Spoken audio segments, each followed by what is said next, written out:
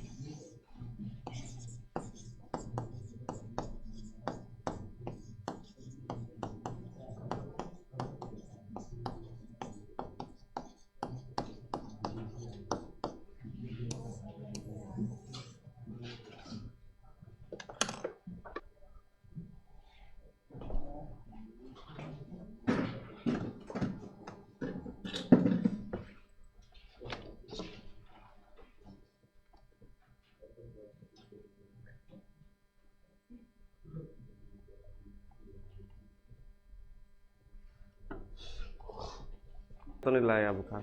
चलो देखो, तो पिछले क्लास में 4 सांद्रता तक पढ़ा था मैंने, है ना। सांद्रता क्या होता था मैंने पिछले क्लास में डेफिनेशन बताया था, जो नहीं आया था समझ लो, यहाँ पे बता देते हैं।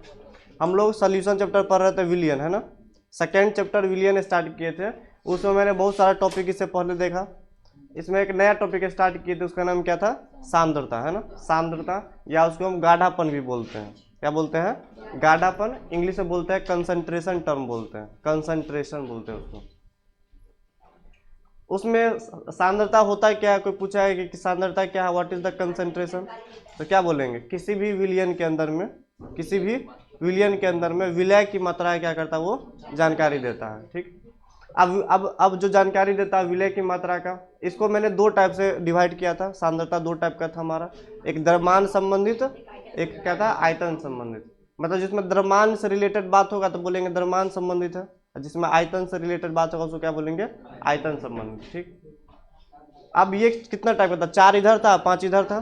ठीक, इसमें मैंने एक नोट करके पॉइंट बनाया था कि जितना सारा जो द्रव्यमान संबंधित होता है वो तापमान से स्वतंत्र होता है ना। तापमान तुम बढ़ाओगे उसके मास में कोई फर्क नहीं पड़ेगा। ये ऑब्जेक्टिव में क्वेश्चन आता था, कितना क्वेश्चन हम करके भी दिखाएंगे, ये पूरा खत्म होने दो। जो बोर्ड का जो प्रीवियस ईयर क्वेश्चन सब है वो सांद्रता से पूरा करवा देंगे। ठीक, और जो आयतन से संबंधित होता है वो क्या होता है, तापमान पर निर्भर करता है, क्योंकि उसको हीटअप करेंगे तो एक्सपेंड करेगा तो वॉल्यूम उसका बढ़ जाएगा, है ना। जितना हम सोचेंगे उससे थोड़ा ज़्यादा या कम हो सकता है, तो वो तापमान पर निर्भर करता है। ये 2 बात याद रखना, बस दिमाग में बात याद रखना, क्योंकि ऑब्जेक्टिव में वो डायरेक्ट क्वेश्चन पूछता है। ठीक है, तुमको रीजन नहीं पूछेगा वो। फिर मैंने देखा उधर क्या, अब देखो सांद्रता को ना कई टाइप से मैंने डिवाइड, देखो 2 टाइप का था, द्रव्यमान और आयतन, वो भी कितना कितना टाइप का था, 4 इधर और 5 इधर। अब ऐसा क्यों 4 5 9 क्यों पढ़ना है हमको, क्योंकि हमने अभी जस्ट बोला है कि सांद्रता वो है जो किसी भी विलियन में विलय की मात्रा का जानकारी देता है। तो अब विलियन कई टाइप का हो सकता है। कोई आदमी बोलेगा भाई 100 ग्राम का हमने विलियन तैयार किया, उसमें चीनी का मात्रा बता दीजिए। कोई बोलेगा कि 100 ml का शरबत बनाया, उसमें चीनी का मात्रा बता दीजिए, है ना। कोई बोलेगा 1 लीटर का सोल्यूशन बनाया, उसमें चीनी का मात्रा बता दीजिए। यानी बोलने का तरीका अलग अलग हो सकता है ना। कोई बोलेगा 100 ग्राम बताने के लिए, कोई बोलेगा 100 ml बताने के लिए, सबका वैल्यू क्या आएगा, अलग अलग आएगा। पूछ रहा है सब सॉल्यूट का मात्रा ही, लेकिन सबका सोल्यूशन क्या है, अलग अलग है, तो सब में अलग अलग वैल्यू आएगा चीनी का, यानी सॉल्यूट का, विलय का। इसलिए सांद्रता को मैंने कई टाइप से डिवाइड किया है। तो सबसे पहला हमने क्या पढ़ा था बताओ तो, द्रव्यमान प्रतिशत। द्रव्यमान प्रतिशत यानी मास परसेंटेज, जिसको हम W/W प्रतिशत के नाम से भी जानते थे। उसमें क्या था, पहले एक का डेफिनेशन बता देंगे, बाकी हम आगे बढ़ जाएंगे क्योंकि वहां से काम हो जाएगा। बताओ वो सांद्रता क्या बोलता था, वो बोलता था 100 ग्राम के शरबत में कितना ग्राम चीनी को मिलाया है, उसका तुम अमाउंट बता दो, उसे क्या बोल देंगे, द्रव्यमान प्रतिशत। ठीक है, उसको लीटर फीटर से कोई मतलब नहीं, उसको 100 ग्राम से बस मतलब है ना। तुम शरबत कितना ही बना लो, हम पूछेंगे तुम्हारा द्रव्यमान प्रतिशत कितना है शरबत का, तो तुम कितना निकालेगा, 100 ग्राम को बाहर निकालेगा, उसमें देखेगा कितना चीनी को मैंने डिजोल्व करवाया है, जितना होगा 25 ग्राम या 50 ग्राम, वही क्या कहलाएगा, हमारा द्रव्यमान प्रतिशत। बात समझ में आया। ठीक, उसी तरीके से मैंने कई टाइप का देखा था। द्रव्यमान प्रतिशत, इसका था आयतन प्रतिशत, इसका था द्रव्यमान बटा आयतन प्रतिशत। फिर चौथा मैंने पढ़ा था पार्ट्स पर मिलियन। आज पढ़ेंगे हम पार्ट्स पर बिलियन। पढ़ने के लिए तो पूरा 1 से लेकर 5 तक, लेकिन ये 1 से लेकर 5 तक ना बोर्ड में कोई भी क्वेश्चन आया नहीं है, हमको नहीं लगता ये कभी आएगा भी, क्योंकि क्वेश्चन तुमको छठा से मिलेगा। हाँ, मोल अंश, मोलरता और मोललता, तीनों से क्वेश्चन बनता है, और हर एक साल लगभग एक क्वेश्चन तो उठाता ही उठाता है, ये तो गारंटी है यहाँ पे। या तो मोल अंश पूछेगा, या तो आगे आने वाला मोलरता, एक मोललता, तीनों पूछता है बोर्ड में। ये 5 तक बस कॉपी भरने के लिए था, बुक में है इसलिए मैंने लिखाया है, बस इसको समझना है। क्वेश्चन यहाँ से कभी नहीं पूछता, नहीं आएगा कभी। ठीक है, क्वेश्चन आएगा 6 नंबर, देखो मैंने VVI कर दिया, ये तुमको याद करना है, उसको बस समझ के छोड़ देना है। उसका डेफिनेशन एक बार पढ़ लेते हैं। देखो तो पिछले क्लास में पढ़ा था पार्ट्स पर मिलियन। मिलियन का मतलब क्या था कि 1 मिलियन ग्राम का सोल्यूशन तैयार किया है, 1 मिलियन ग्राम में कितना चीनी को मिला है, उस चीनी का अमाउंट को बता देंगे तो क्या बोल देंगे उसको, पार्ट्स पर मिलियन। 1 मिलियन बराबर होता है 10 लाख रुपया। कोई बोलेगा कि मेरे पास 1 मिलियन रुपया, तो कितना बोलेंगे हम, 10 लाख रुपया है, यानी 10 पे कितना जीरो होगा, 10 पे 6 गो जीरो होगा, ऐसे करके 10 लाख रुपया बोलेंगे तो हम बोलेंगे मेरे पास 1 मिलियन रुपया है ना। अब यहाँ पे बात करेंगे 1 बिलियन का, किसके बारे में बात करेंगे, 1 बिलियन। कोई बोलेगा हम क्या है, बिलियन रुपया मेरे पास है, कितना रुपया है, 1 बिलियन। 1 बिलियन बराबर कितना होता है पता है, 10 की पावर 9, यानी 1 अरब रुपया। 10 के पावर 9 यानी 1 पे 9 तो जीरो, 1 2 3 4 5 6 7 8 और 9, इकाई, दहाई, सैकड़ा, हजार, 10,000, लाख, 10 लाख, करोड़, 10 करोड़, अरब, यानी 1 अरब ग्राम। ग्राम का बात करें, पैसा का बात नहीं कर रहे हैं, ठीक है। 1 अरब ग्राम यानी 10 के पावर 9 ग्राम का कोई अगर विलियन तैयार कर रहा है तो उसमें कितना चीनी को डिसॉल्व करवाया है, उस चीनी का अमाउंट को क्या बोलते हैं, पार्ट्स पर बिलियन। मतलब पार्ट, देखो नाम से भी स्पष्ट है, कितना पार्ट है चीनी का बिलियन ग्राम में। बिलियन ग्राम शरबत में देखो पार्ट्स, पार्ट मतलब हिस्सा, पर मतलब रेशियो, बिलियन मतलब 1 बिलियन ग्राम सोल्यूशन। 1 बिलियन ग्राम का शरबत है, उसमें कितना पार्ट चीनी का मतलब कितना ग्राम चीनी को घुलाया, नाम से भी स्पष्ट है, पार्ट्स पर बिलियन। इसको क्या बोलते हैं, पीपीबी के नाम से जानते हैं। चलो इसका डेफिनेशन एक बार पढ़ लेते हैं। एक याद किया तो सब याद हो जाएगा। देखो तो यह एक सांद्रता तथ्य है, कंसंट्रेशन टर्म है, जो क्या बताता है, किसी 10 के पावर 9 ग्राम के विलियन में, यानी 1 बिलियन ग्राम बोल सकते हैं, या 10 के पावर 9 ग्राम बोल दो, या इसको हम 1 अरब ग्राम विलियन भी बोल सकते हैं, ठीक है। 10 के पावर 9 ग्राम विलियन में उपस्थित किसका जानकारी देता है, विलय की मात्रा का जानकारी देता है, इसलिए तो बोले इसको सांद्रता, और इसको क्या बोलते हैं हम लोग, पीपीबी के नाम से जानते हैं। निकालेंगे कैसे, तो सिंपल फॉर्मूला, ऊपर में विलय नीचे में विलियन, किसमें, ग्राम में, ये भी ग्राम में, और 10 के पावर कितना से मल्टीप्लाई करेंगे, 9 से, तो क्या निकल के आ जाएगा, पीपीबी निकल के आ जाएगा। बताओ ये तापमान से स्वतंत्र होता है कि डिपेंड करता है, स्वतंत्र होगा, क्योंकि इसमें क्या है, द्रव्यमान आ गया, द्रव्यमान आ गया, द्रव्यमान से क्या होता है, ये इंडिपेंडेंट होता है तापमान, तो मैंने लिख दिया, तो ऑब्जेक्ट में ये बन सकता है। चलो अभी इंपोर्टेंट टर्म की तरफ मूव करते हैं, जिसका नाम क्या है, मोल अंश, है ना। इसको बोलते हैं, इंग्लिश में बोलते हैं मोल फ्रैक्शन, और हिंदी में क्या बोलते हैं, मोल अंश या मोल प्रभाज के नाम से। दोनों नाम बड़ा फेमस है, या तो मोल अंश पूछेगा या क्या पूछेगा, मोल प्रभाज। अब ये कौन सा सांद्रता है, तो समझा देते, सुनो।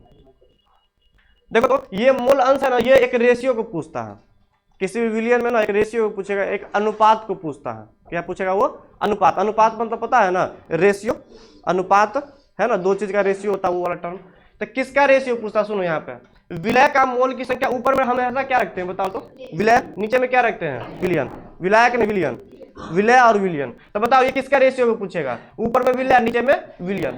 अब इसमें किसका रेशियो, तो मोल की संख्या का रेशियो, किसका रेशियो पूछेगा, वो मोल की संख्या का रेशियो पूछेगा, मतलब अनुपात पूछेगा।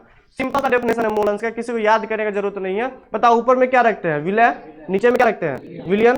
तो ऊपर में विलय का मोल की संख्या और नीचे में विलियन का मोल की संख्या का जो अनुपात होता है उसी को बोलते हैं मोल प्रभाज या मोल अंश बोलते हैं। नाम से भी स्पष्ट है, मोल का अंश यानी मोल का रेशियो, मतलब मोल का अनुपात भी बोल सकते हैं इसको। मोल का अनुपात निकालना है, मोल का अनुपात निकालना। चूंकि हम सांद्रता पर है तो विलय को तो लेंगे ही लेंगे हम, तो विलय का, और नीचे में क्या रख देंगे, सोल्यूशन का, मतलब विलियन का, विलय और विलियन, विलय और विलियन का जो अनुपात होगा उसी को बोलते हैं मोल का अनुपात बोलते हैं या मोल का अंश बोलते हैं। इंग्लिश में डेफिनेशन क्या होगा, हिंदी में इसका देखो तो यहाँ पे, यह एक सांद्रता तथ्य है जो किसी भी विलियन में, कोई भी विलियन मेरे पास रहेगा उसमें क्या देखता है, ये विलय एवं विलियन की मोल की संख्या का अनुपात बताता है। तुमको बोलेंगे क्या, इसका तुम मोल अंश बताओ, तो तुम क्या करेगा, उसमें से चीनी का मोल क्या निकालेगा, मोल की संख्या, और उसमें विलियन का मोल की संख्या, दोनों का अनुपात निकाल देगा, तो बोल देंगे मोल अंश इतना आ रहा है ना।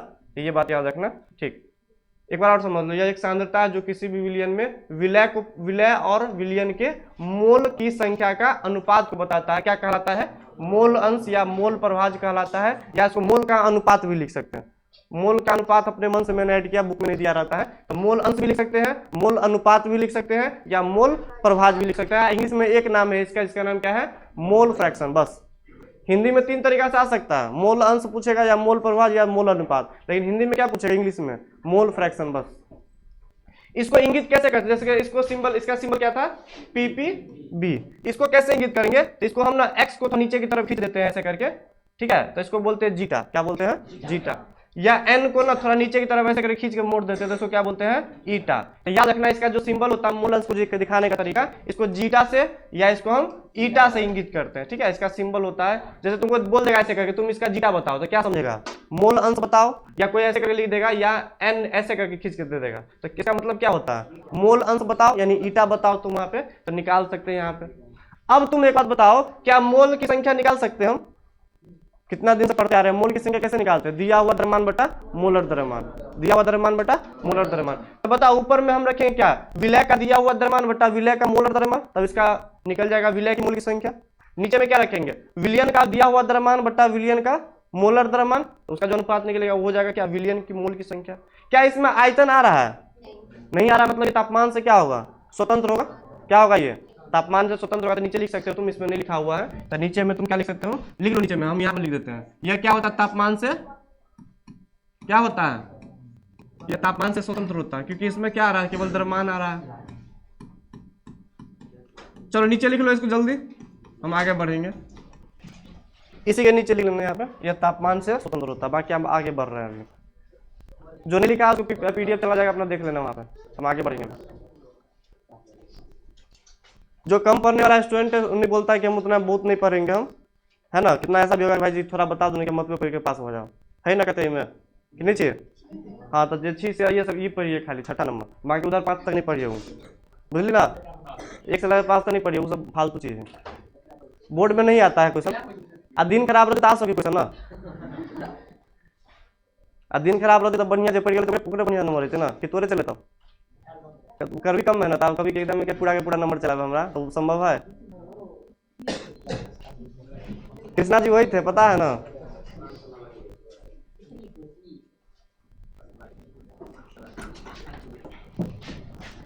रिपीट बन गया ना, मतलब हम चले जाएंगे तब वही पढ़ाइएगा, हमको लग रहा है, हमको दूसरा चीज लग रहा है। कृष्णा बोल रहा दूसरा बात, लेकिन है तीसरा बात बीच में।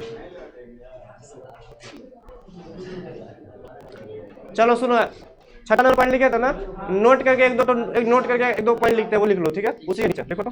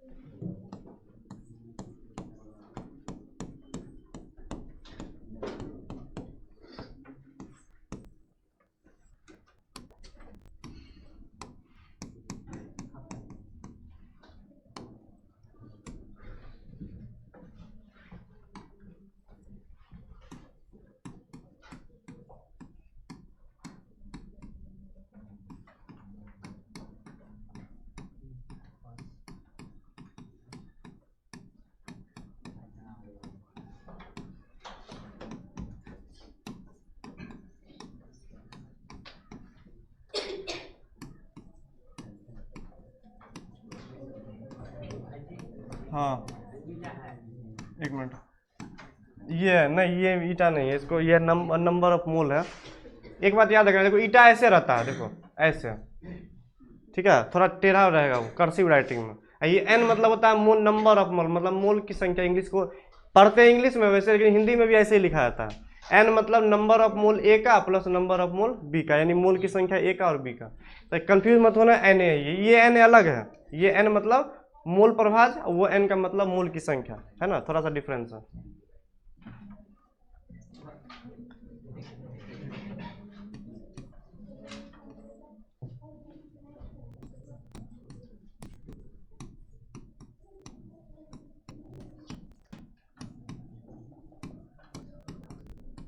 मधुबनी में चैप्टर खत्म कर दिए, नहीं तो उसमें जनवरी से स्टार्ट किए थे ना, उसमें अब चल रहा सॉलिड स्टेट, इसमें तो फरवरी से स्टार्ट किया, वहाँ पे जनवरी से स्टार्ट किया था।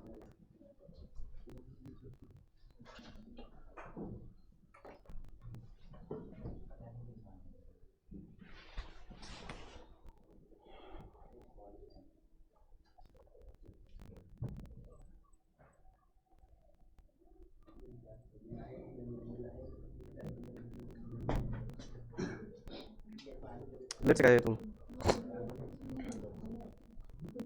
अब तो 6 बजे धूप निकल जाता है, तो 6 बजे कहीं होती है, अलार्म कहीं लगाते हैं, हम तो 5:50 में अलार्म लगाते हैं, जब अलार्म लगता है तो 5 मिनट में लगातार अलार्म आता था, तो नींद नहीं होता उससे, तो आराम से। जितना सारा नोट लिखाते हैं, नोट को अच्छा से पढ़ना, नोट जो लिखा है यहाँ पे नोट करके, तो नोट को अच्छा से पढ़ना है, क्योंकि ऑब्जेक्टिव में क्वेश्चन नोट से ही बनता है, याद रखना। जितना नोट लिखाएंगे क्वेश्चन आता हुआ, 6-7 नंबर का ऑब्जेक्टिव का गारंटी है, अच्छा से नोट खाली पढ़ लिया ये वाला तो। चलो अब देखो तो यहाँ पे क्वेश्चन करते हैं, क्योंकि देखो नोट में ही लिखे है ना, ये वाला क्वेश्चन आया हुआ बोर्ड में, हम नोट में हर एक साल लिखाते हैं इसको, और नोट में जो लिखाते हैं वो आता ही आता लगभग। ठीक है, चलो तो क्वेश्चन यहाँ पे करते हैं।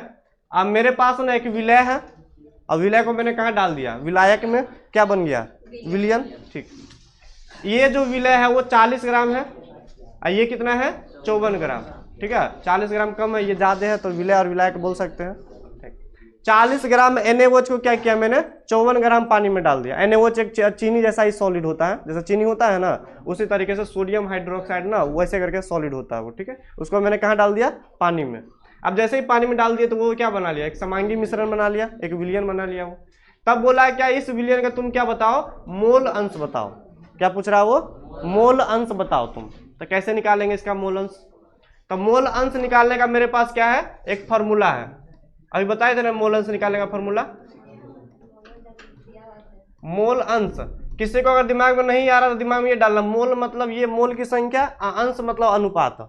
तो बताओ किसका किसका अनुपात निकालेंगे, तो ऊपर में विलय का और नीचे में क्या रखते हैं, विलियन का। बस इतना बात याद रखोगे तो काम चल जाएगा, नीचे में विलियन का। ठीक, तब बताओ इस सबका क्या रखते हैं, विलय का मोल की संख्या और नीचे में विलियन का मोल की संख्या। ठीक, अगर मान लो, सुनो,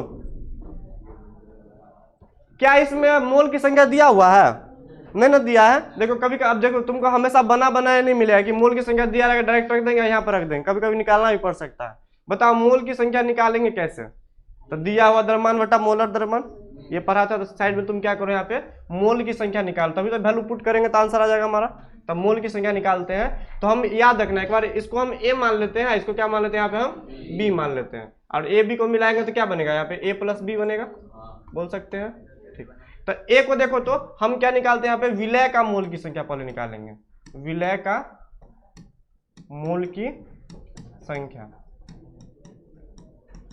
विलय का मोल की संख्या, जिसको मैंने क्या बोला है, ए बोला है। क्या बोला है यहाँ पे, ए। तो हम मोल की संख्या को ना हम एन से दिखाते हैं, मतलब ऐसे बोलते हैं नंबर ऑफ मोल को एन से दिखाते हैं, जीटा नहीं है, क्या है ये, नंबर ऑफ मोल है।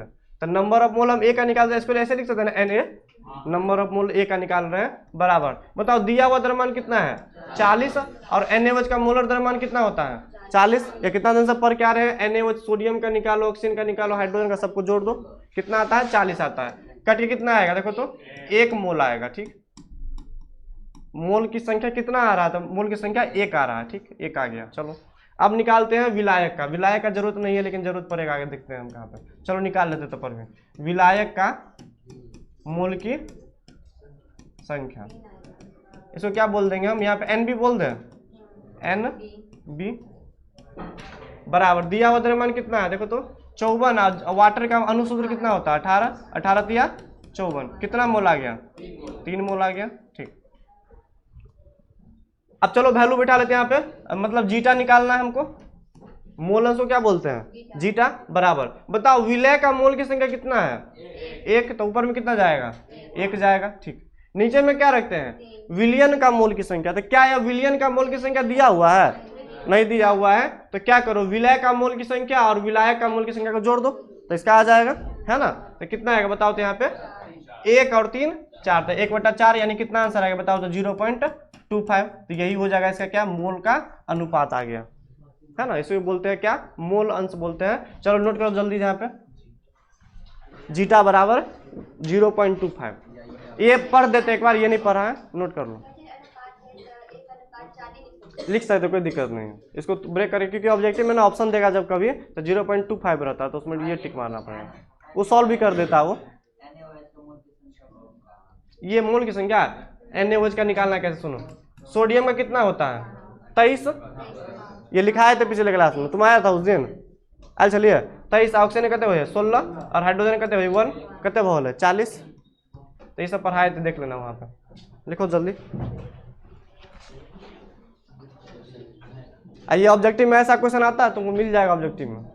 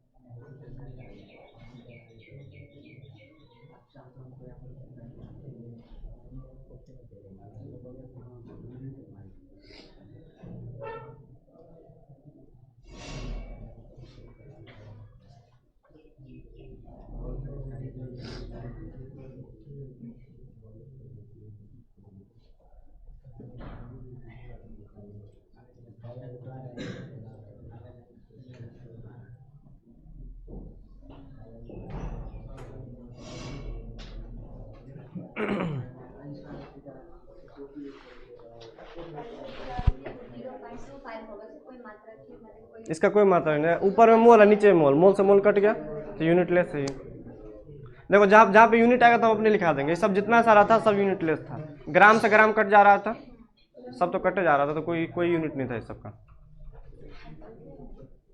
इसको बोलते हैं मात्राहीन बोलते हैं।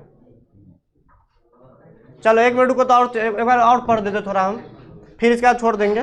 देखो तो 1 मिनट सुनो, अगर तुमको कभी भी पूछेगा मोल अंश निकालने के लिए तो हम क्या निकालते हैं, ऊपर में विलय नीचे में विलयन, ठीक। क्या इसको हम ऐसा नहीं सकते कि मोल अंश मैंने विलय का निकाला है, बोल सकते क्योंकि हम सांद्रता विलय के लिए ही तो बात करते हैं।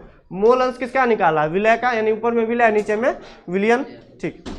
अगर मान लो कभी ऐसे पूछ दे कि मोल अंश तुम विलायक का बताओ, वैसे तो पूछेगा नहीं क्योंकि सांद्रता किसका जानकारी देता है, केवल विलय का। लेकिन अगर मान लो पूछ दिया, कोई बोल दिया कि मोल अंश तुम बताओ किसका, विलायक का, तब उस केस में करेंगे क्या, तो ऊपर में रखेंगे विलायक और नीचे में क्या रखेंगे, विलयन। तो वो पूछता नहीं है तुमको, कभी पूछेगा मोल अंश बताने के लिए तो ऊपर में क्या रखेंगे, विलय, नीचे में विलयन।